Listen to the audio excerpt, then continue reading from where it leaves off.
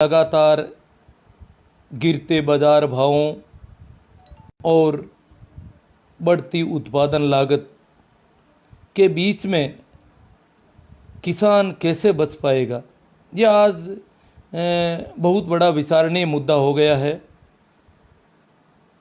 कि अगर इस प्रकार कृषि जिन्सों की दरें गिरती जाएगी और लागत बढ़ती जाएगी तो किसान के पास कुछ हाथ नहीं लगेगा। किसान बहुत ज़्यादा घाटे में चला जाएगा, किसान की ज़मीनें चली जा सकती है। लगभग इस बात का खाका तैयार हो गया है कि किसानों की ज़मीनें अब उद्योगों में या विकास के नाम पर पता नहीं कहाँ कहाँ इसको खपाना है।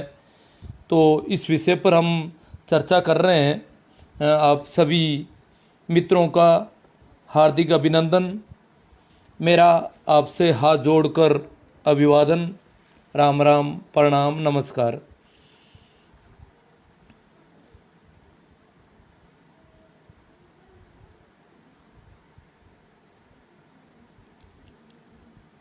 आज हमारे 20-25 साल से एक बहुत बड़ा युद्ध चल रहा है। अनाज, दालें, चीनी, मसाले इत्यादि केवल लोगों को आवश्यक वस्तुएं उपलब्ध। मित्रों, जो बाहर से दालें मंगाई जा रही है, खाद्य तेल मंगाए जा रहे हैं, खाद्यान्न मंगाए जा रहे हैं, ये सिर्फ यूं नहीं है कि देश के नागरिकों को आवश्यक वस्तुएं, खाद्यान्न सस्ते सुलभ करवाए जाएं, इसके लिए नहीं है। इसके पीछे एक और बड़ा गेम है, और वो गेम है कि इस देश की जीडीपी में कृषि आय का हिस्सा कम से कम कैसे हो। इस देश की सरकारों पर एक बहुत बड़ा दबाव चल रहा है। यदि देश का विकास करना है तो जो व्यापारिक देशों से हमारे संबंध हैं अंतर्राष्ट्रीय स्तर पर, और हमारे उद्योगपतियों के, जो लोग हम जानते हैं सरकारों को, इन राजनीतिक पार्टियों को बड़े चंदे देते हैं, उनका सारा दबाव है कि कृषि से सरकार अपना। अब भारत कृषि प्रधान देश नहीं होना चाहिए। हम भी कहते हैं भले ही कृषि प्रधान देश नहीं हो, हम भी कहते हैं कि कृषि के बजाय उद्योगों पर ज़्यादा जोर दिया जाना चाहिए विकासशील, विकसित होने के लिए। परंतु इस किसान की बर्बादी करके अगर ऐसा किया जाता है तो वो ठीक नहीं है। ये बड़ा चिंता का विषय है, बड़ा विचारणीय मुद्दा है। यदि ये सिर्फ किसानों को बर्बाद करने से संभव है तो ये अच्छी बात नहीं है।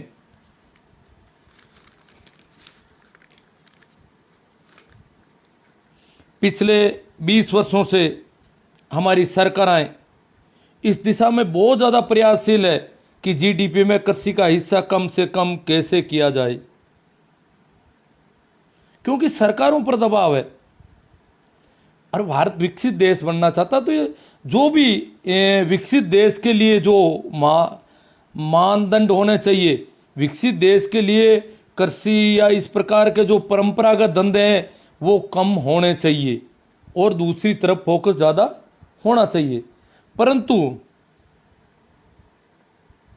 ये जो व्यक्ति खेती पर आधारित हैं, जो कृषि करते हैं, जो किसान हैं, उनके साथ उनकी अगर उनको त्रासदी झेलनी पड़ रही है, वो आत्महत्या की ओर जा रहे हैं, वो दिक्कत में फंस रहे हैं, वो भूखों मरने के कगार पर है, तो सरकार को अपने ऐसे नागरिकों की चिंता करनी चाहिए।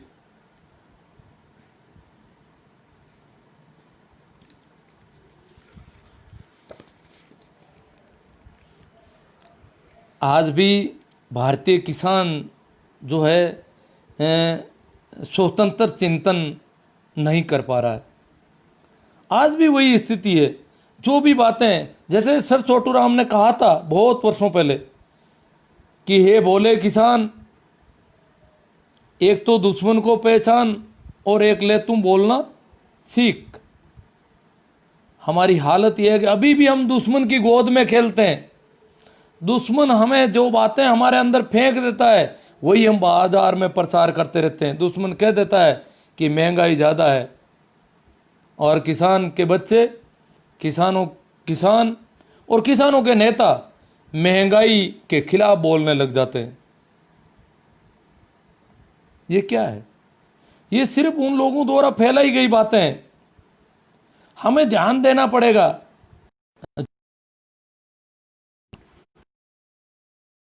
ये हमें खुद विचार करना पड़ेगा, महंगाई हमें कैसे दिखती है? हम खुद उत्पादक हैं। दुनिया में जब कभी भी कहीं महंगाई बढ़ती है, जो अंतिम उपभोक्ता है उसकी दिक्कत है, क्योंकि उसको खरीदना पड़ता है। हर चीज खरीदनी पड़ती है, और खरीदनी पड़ती है तो उसकी जेब पर भार पड़ता है। उसकी इनकम अधिक खर्चे की वजह से प्रभावित हो रही है। परंतु उत्पादक है, प्राथमिक उत्पादक है। प्राथमिक उत्पादक अगर महंगाई के खिलाफ बोलता है, इसका मतलब उसके खुद की बात नहीं है, उसको किसी ने सिखा दिया है। भारतीय किसान दुनिया का एकमात्र ऐसा उत्पादक है जो उत्पादक होते हुए भी महंगाई के खिलाफ है। गांवों में लोग करते हैं महंगाई बहुत बढ़ गई साहब, महंगाई बहुत बढ़ गई। छोटे मोटे नेता आते हैं, उनके सामने कहते हैं साहब महंगाई, अरे महंगाई कम करेंगे, महंगाई वाली वास्तव में समस्या है। अब ये नहीं कहते कि भाई महंगाई होगी तो हमें कोई नुकसान नहीं होना है। ये बात हमें समझनी चाहिए। सामान्य सी बात है, जब भी महंगाई बढ़ती है तो उत्पादक को कोई नुकसान नहीं हो सकता। अर्थात महंगाई बढ़ने से उत्पादक सदैव फायदे में ही रहता है, ये निश्चित है। याद कर लो वो दिन जब हमारी कृषि जिंसों के अच्छे भाव मिलते थे हमें। याद होगा, कई लोग उम्र दराज हैं कि आज से 25-30 साल पहले जो बाजरे के, गेहूं के, जीरा के, तिलहन के, दलहन के जो भाव थे, उनमें जीरा के तो भाव बढ़े ही नहीं। 30 साल पहले बाजरे और बाकी सब्जियों के इनके भाव,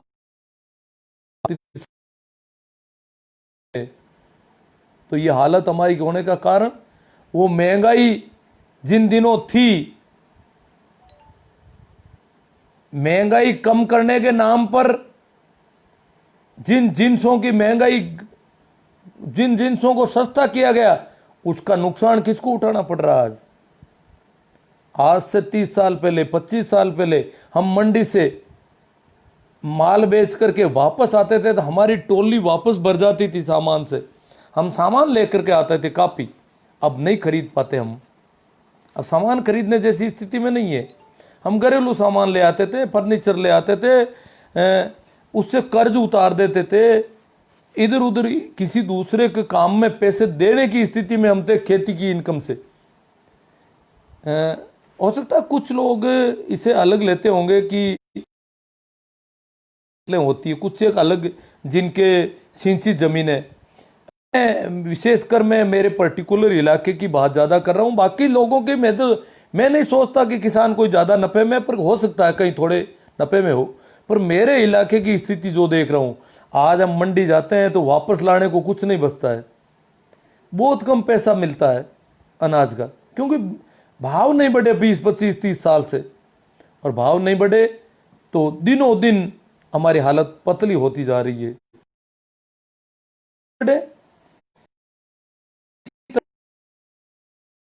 कि कृषि जिन्सों के भाव बढ़ने चाहिए, हमें महंगाई की जरूरत है। हमें इस हमारे अधिक भाव से मिलती थी तो हम हमारी बच्चों की पढ़ाई में भी खर्च कर लेते थे, और जगह भी हम कई बार एक साल की फसल में मकान बना लेते थे। एक साल की फसल में हम कई ऐसे छोटे मोटे काम कर लेते थे, शादी ब्याह कर लेते थे।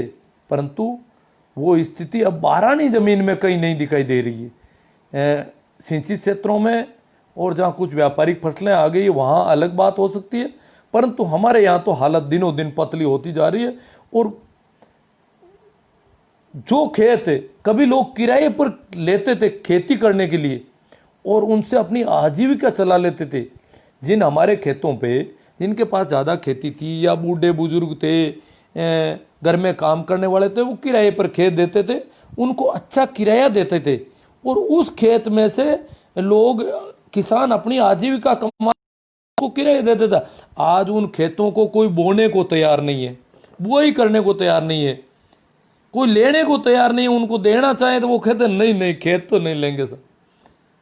जबकि ये खरीफ की फसल शुरू हो रही है, मुझे याद है 25-30 साल पहले यूँ पूरे गांव में चलता था, कोई किराया देगा क्या खेत, मैं इतने रुपए दे देता हूँ, मेरे को 4 महीने के लिए किराया दे दो, 5 महीने के लिए, मतलब इतनी चलती थी। आज 3 महीने से चिंतित है कई लोग। खेती जिनकी खुद की कृषि भूमि है वो कौन बोएगा, खेती को बोने को कोई तैयार नहीं। लोगों की मनोबल कर रहे फिर रहे हैं कि भाई मेरा खेत बो दे, मैं इतने रुपये तुझे दे दूंगा, मुझे कुछ भी नहीं देना है तुझे। अगर खेत नहीं बोया गया तो बद्दा लगेगा, इज्जत चली जाएगी, लोग कहेंगे कि इनके खेत पड़े और खेतों में झाड़ झंकाड़ खड़े हो जाएंगे। तो ये खेत जो है बोने को कोई तैयार नहीं, फ्री में भी कोई बोने को तैयार नहीं, उल्टे पैसे दो पुतो भी। कईयों ने खेतों में अच्छी मेड़बंदी और कल्टी निकाल करके तैयार करके रख रहे हैं, पर कोई बोने को तैयार नहीं है। और ऐसे बहुत सारे खेत पड़े रहते हैं हमारे इलाके में। मैंने देखा है मेरे पड़ोस के कई गाँवों में, फिडोद में, इनाड़ा में, मैं ढींगसरा में रहता था तो कई वर्षों तक मैं रहा। तो 1200-1300 बीघा जमीन, जो भी थोड़ा समझते हैं कि भाई इसमें घाटा है तो कैसे बोएं, तो उन्होंने छोड़ दिया। जो भी जंगल के जानवर पलते हैं होते हैं, पड़े हैं खेत, ऐसे बहुत सारे खेत पड़े हैं। मेरे गांव में तो स्थिति और भी ज़्यादा नाजुक है। यहाँ की काली ज़मीन में पैदावार उत्पादन से नहीं, जो लागत है उससे कभी ज़्यादा नहीं हो सकती, कम ही कम होती है हर बार। फिर भी खेती करनी पड़ती है कि इसमें बबूल खड़े हो जाएंगे, ये हो जाएगी।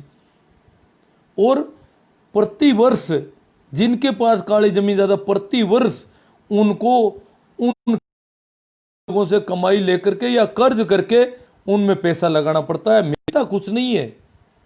ये हालत है। बाकी मैंने देखा कई गांवों में लोगों ने खेती बंद, हमारे यहाँ भी अब नहीं बंद करेंगे तो दशा खराब होने वाली और ज़्यादा। तो जब खेती बंद करने की नौबत आ गई, मेरा तो ये कहना था कि मैं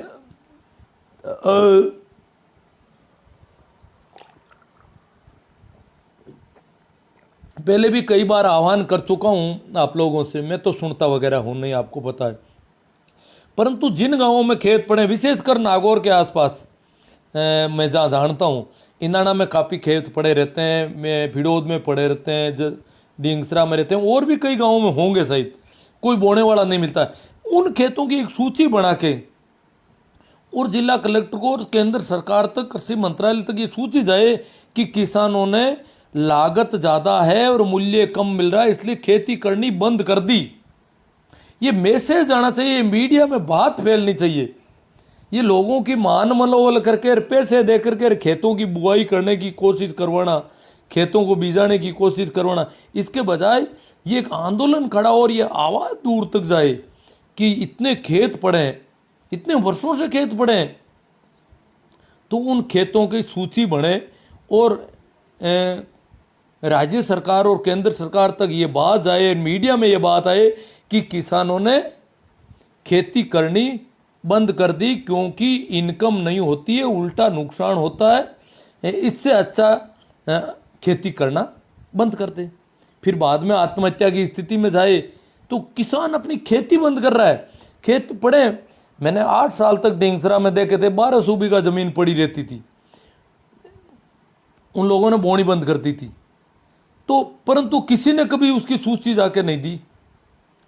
तो ये और भी कई गांवों में होगी ऐसी स्थिति। और 2-4 खेत तो पिछले साल हमारे गांव में भी पड़े रहते, अब ज़्यादा पड़े रहेंगे हर गांव। इस साल तो स्थिति और नाजुक है, डीजल के भाव बढ़ गए, टीडी और मंडरा रही है, कृषि जिंसों के भाव पिछले वर्ष से भी कम है। क्या होगा? हम खेती करेंगे तो बहुत सोच समझ के करना है। जो ज़्यादा, जिस खेत की कोई उत्पादक क्षमता अच्छी है उसमें बोधे, बाकी वाले खेत पड़े रहना ही ज़्यादा ठीक लग रहा है अभी तक की स्थिति में। जहाँ बारानी खेती, मैं नहीं कहता सिंचाई वालों के हो सकता है उनके इनकम होती होगी, मुझे पता नहीं, पर जिन खेतों में इनकम पहले भी कम होती थी उनमें इस बार और कम होगी, लागत बढ़ेगी। इसलिए सोच समझ कर खेती करनी है। कुछ क्या है कि ऐसे ही लोग अभी क्या है कि मैंने पहले कह दिया कि चिंतन की हम में कमी है। सरकारें नहीं चाहती कि किसान ऊपर उठे, ये तय हो गया, क्योंकि किसानों की जमीनों पर नजर है। उद्योगपतियों को कुछ जमीनें भी देनी है, कृषि को जीडीपी में कम करना है, बहुत सारे चुनौतियां हैं सरकारों के पास। तो सरकार अपने हिसाब से काम कर रही है, हमें हमारा सोच विचार कर करना। हम अगर देखो स्थिति पहले आंध्रा महाराष्ट्र में सुनते थे किसान आत्महत्या कर रहे हैं, स्थिति यहाँ होने वाली है, हो गई है। थोड़े थोड़े छुटपुट केस आने लग गए, और ज़्यादा होंगे, क्योंकि शुरू में हमने सरकारी बैंकों से केसीसी लिया, फिर प्राइवेट बैंक वाले कुछ ज़्यादा दे रहे थे, वहाँ चले गए, अब यहाँ तक कर्ज में डूब रहे हैं, जमीनें जाने का चांस बन रहे हैं, और हम फाइनेंस कंपनियों के दरवाजों पर दस्तक दे रहे हैं। ये क्या है? ये हमारी आत्महत्या के वारंट ले रहे हैं हम। जैसे जैसे कर्ज बढ़ता जाएगा फिर हमारे पास आत्महत्या के अलावा कुछ चारा नहीं बचेगा। तो अभी सोच समझकर सावधानी से काम लेना है। सरकार तक ये आवाज़ आनी चाहिए कि हमारे खेत पड़े हैं। दूसरी, हम अगर सरकार या तो सरकार कृषि जिंसों के भाव बढ़ाए या लागत कम करे या उत्पादन की कोई ऐसी टेक्निक लाए, इंटरनेशनल लेवल की जो वैज्ञानिक आधुनिक तरीके, आधुनिक तकनीक किसान तक पहुंचे और उसका उत्पादन एकदम से बढ़ जाए। उत्पादन बढ़ जाए तो अपने आप इनकम बढ़ सकती है। भाई आप कृषि जिंसों के भाव नहीं दे रहे तो उत्पादन बढ़ाओ, दोनों में से वो एक चीज होगी। लागत तो कम करने की स्थिति लग नहीं रही है। अब क्या है कि किसानों को ऐसे बरगलाया जाता है, सामान्य किसान क्या है कि ज़्यादा नहीं सोच पाता, अभी भी वही है, लोगों किसी का ही बात कर रहा है। तो आप देख रहे हो यहाँ गाँव में जब भी कहीं बात करते हैं कि यार खेती में घाटा है, क्या नहीं नहीं नहीं कोई घाटा नहीं है। घाटा घर के काम करने वाले उसके कोई घाटा नहीं है। घर में जिसके काम करने वाले 5 आदमी मजबूत है उसके कोई घाटा नहीं है। अरे तो भैया काम करने वालों को रोज की 20 रुपये मजदूरी पड़ती है तो घाटा नहीं है तो क्या है ये। दूसरी जगह अगर वो मजदूरी पे जाता है तो फायदे में रहता है, और घर के खेत में काम करेगा तो उसको मजदूर लेबर चार्ज मिल नहीं रहा है, 10% 15% लेबर चार्ज नहीं मिल रहा है, तो वो तो घाटा सीधा घाटा है। परंतु वो समझ नहीं पाते हैं कि मजदूर लाते हो आप तो 300 रुपये मजदूरों को दे देते हो, 200 देते हो। एक दिन में कितना काम करता है उसको 200 रुपये देते हो, फिर तो घाटा लगेगा ही। तो मजदूर 200 रुपये नहीं लेगा तो खाएगा क्या। और अगर हम हमारे खेत में 200 रुपये का काम भी नहीं कर पाते हैं, 200 रुपये की कमाई नहीं कर पाते हैं दिन भर परिश्रम करके, तो फिर हमारे खेत में काम करने का औचित्य क्या हमारा। क्यों हमारे खेतों में काम करें? इससे अच्छा हम कहीं दूसरी जगह काम करें तो 200 रुपये तो ले आएंगे। यहाँ तो 200 के बजाय 25 रुपये आएंगे, 50 रुपये आएंगे, पता नहीं क्या आएंगे। हमारे खेत है इसलिए हमारे ऊपर दंड है, ये हमारे ऊपर पेनल्टी हो रही है कि हमें काम करना पड़ेगा। घर के काम करने वाले हैं उनके कोई घाटा नहीं। ये एक हवा चल रही है पूरे इलाके में कि मजदूर लाओगे तो पैसे लगेंगे, दूसरों को लाते हो पैसे तो लोग ले जाते हैं तुम्हारे। 10 मजदूर लाते हो 2000 रुपये ले जाते हैं। अरे तो 10 मजदूर 2000 रुपये नहीं लेके जाएगा, 10 आदमी वो 200 रुपये नहीं लेके आ जाएगा तो वो क्या खाएगा, उसके जीवन कैसे चलेगा, उसके बच्चे कैसे पढ़ेंगे। हमारे बच्चे तो गए कहीं। तो मजदूर पहले भी तो मजदूर आते थे, काम करते थे, मजदूरी पे हम इधर उधर काम करते थे, मजदूरी मिलती थी पूरी और अच्छी मजदूरी मिलती थी। इसके बजाय ये नहीं है कि उस समय 20 रुपये 25 रुपये, वो 20 रुपये 25 रुपये 200 रुपये से कम नहीं थे। कुछ लोग कहते हैं मोटरसाइकिलें लेकर के घूम रहे हैं इसलिए खर्चा ज़्यादा हो जाता है ट्रैक्टरों से। अरे ट्रैक्टरों से के बजाय बैलों से ज़्यादा खर्चा होता था। ट्रैक्टरों से खर्चा थोड़ा कम हो रहा है उल्टा देखा जाए तो, अगर बैलों का हिसाब देखा जाए तो खर्चे कुछ कम हुए हैं ऐसे तो। परंतु भाव जो है वो बहुत पुराने भाव अभी पड़े हैं, अभी तक बाजार भाव जिंसों के भाव नहीं बढ़े और इस वजह से हम घाटे में जा रहे हैं।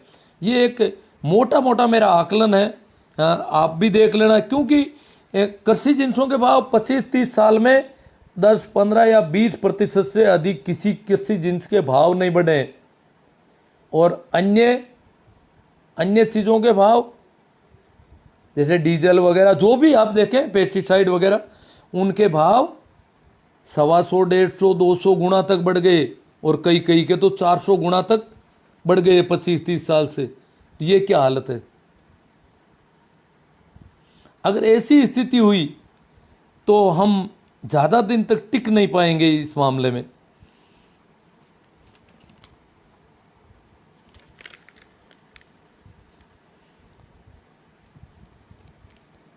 खेती घाटे में है, ये कहने मात्र की बात नहीं, वास्तव में ही घाटे में है। जब कोई खेत बोने को तैयार नहीं है तो खेती घाटे में कैसे नहीं है? जिन खेतों को किराए पर लेने के लिए लोग तड़प रहे थे, उन खेतों की बुआई करने को कोई तैयार नहीं है। तो शायद मेरे क्या है कि पॉइंट तो मुझे याद नहीं रहे ठीक से। आपसे मेरा विशेष आग्रह 2-4 बातों का है कि जो खेत छोड़े जा रहे हैं उनकी आवाज़ दूर तक पहुंचे और सरकार से मांग की जाए कि कृषि में आधुनिक तकनीक आए जिससे उत्पादन बढ़े। भाव तो बढ़ाने वाले नहीं है ये तो देख लिया। तकनीक आए और उत्पादन बढ़ा दे तो बात अलग है। और ये एक विकसित देश बनाना चाहते हैं, उसमें भी ये काम की चीज़ है। तो ये ऐसी कुछ एक बातें थी मेरे पास, कुछ बातें छूट गई ऐसा मुझे लग रहा है, याद आएगी तो अभी कमेंट में देख लूँगा मैं।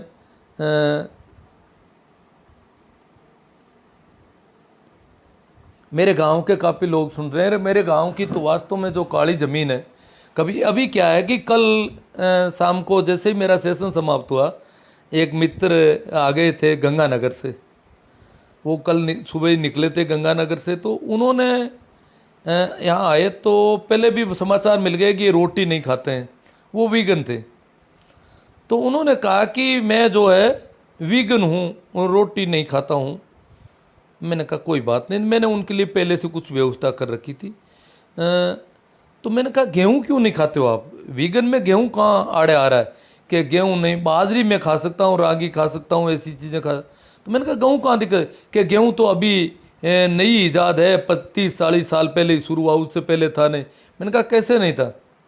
हमारे यहाँ गेहूँ था। हमारे जो काली ज़मीन है मेरे गाँव की और यहाँ मेड़ता इलाके में कई गाँवों में, वहाँ गेहूँ की पैदा हज़ारों वर्षों पहले से होती आई है। बरसात पर बिल्कुल किसी सिंचाई के साधन की ज़रूरत नहीं थी। परंतु मैंने कहा यहाँ तो क्या ये कैसे पहले कैसे होता था गेहूँ? मैंने कहा गेहूँ होता था हमारे यहाँ तो, और हमारे यहाँ गेहूँ से अच्छी पैदा होती थी क्योंकि गेहूँ बहुत कीमती था। आज जिस प्रकार जीरे के भाव हैं उस प्रकार गेहूँ के भाव थे। ये पंजाब की हरित क्रांति के बाद हमारे तो भाव कम हो गए गेहूँ के, और फसल तो हमारे यहाँ बहुत कम होती थी। गेहूँ बहुत ही सीमित मात्रा में होते, पर रेट बहुत ज़्यादा थे। इसलिए हम बहुत ये जहाँ जहाँ गेहूँ होते थे वो गांव बहुत तेज़ी में थे उन ज़माने में। बहुत ही यूँ यहाँ के किसान जो है मजबूत माने जाते थे बहुत ज़्यादा। परंतु संयोग से पंजाब की हरित क्रांति के बाद गेहूँ बाजरे के बराबर आ गया ठेठ, और हमारे इस काली ज़मीन की हालत दिनों दिन पतली हो। जिन जिन लोगों, काली ज़मीन बहुत कीमती थी, काली ज़मीन रखना बहुत महंगा पड़ता था क्योंकि उसका बिगोड़ी जो इजारा है राजस्व बहुत ज़्यादा देना पड़ता था शुरू से ही। तो बड़ी महंगी सौदा था काली ज़मीन रखना। परंतु आज वो काली ज़मीन में पैदावार नहीं होती है, बिल्कुल उल्टा उसमें हर साल लगाना पड़ता है पैसा। ये हालत हो गई। तो हमारे गांव के जो लोग सुन रहे हैं उनसे तो विशेष है कि काले खेतों का क्या करना है, और किसी को अगर कमाई होती है तो वो कमेंट कर दें कि भाई हमारे काले खेत में हमने लागत को कभी भी किसी एक साल में भी अगर 10 रुपये किसी ने कमा लिया हो कि लागत के अलावा हमने कमाई की है, तो ऐसा भी देखना चाहते हैं कि कहीं हुआ है क्या ऐसा। तो कमेंट तो मित्रों के आए नहीं है, सभी सुन रहे हैं शांति से, पता नहीं ये तो। अब तो मुझे वैसे कोई नई बात याद आएगी कि नहीं आएगी ये भी नहीं लग रहा है, क्योंकि जो फिसल जाता है वो वापस आ नहीं पाता है। काफ़ी लोग जुड़े हुए हैं और जो बात करनी थी वो रह गई कहीं।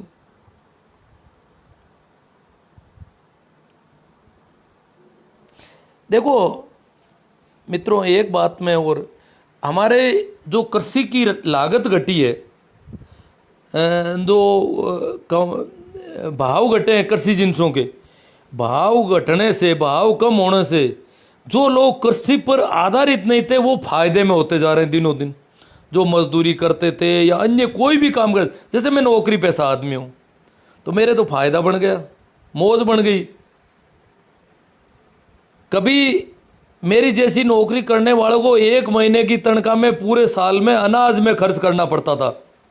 जो वो अनाज की, गेहूं की या बाजरे की बोरियां लेता था तो 1 महीने की तनख्वाह कम से कम जाती थी और ज़्यादा भी चली जाती थी। परंतु अब हमें अनाज में कोई खर्चा करना ही नहीं पड़ता, थोड़ा सा मामूली सा हिस्सा खर्च होते ही अनाज आ जाता है, क्योंकि अनाज के भाव 25-30 सालों में बढ़े ही नहीं, इसलिए हमारे फायदा ही फायदा हो गया।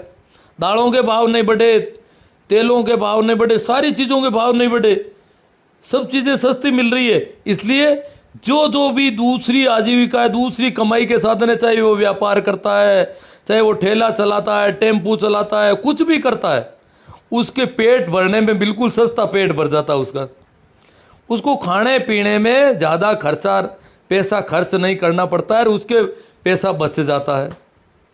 ये हो गई उनकी मस्ती।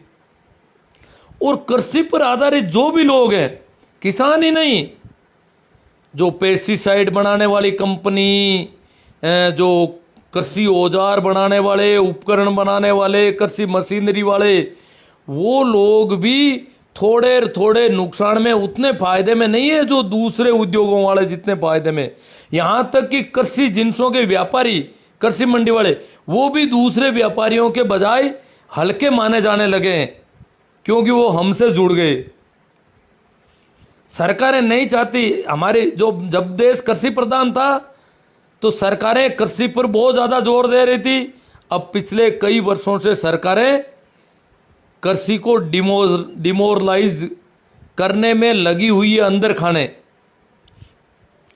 तो ये बड़ी ध्यान देने की बात है कि कृषि आधारित सभी लोग नुकसान में हैं। कृषि जिनसों के भाव कम होने से अब हम इस दिशा में क्या कर सकते हैं, हमारे नेता क्या कर सकते हैं, हमारे नेताओं को हम किस प्रकार कह सकते हैं, क्योंकि हमारे नेता इस मामले में कभी बोल नहीं रहे हैं।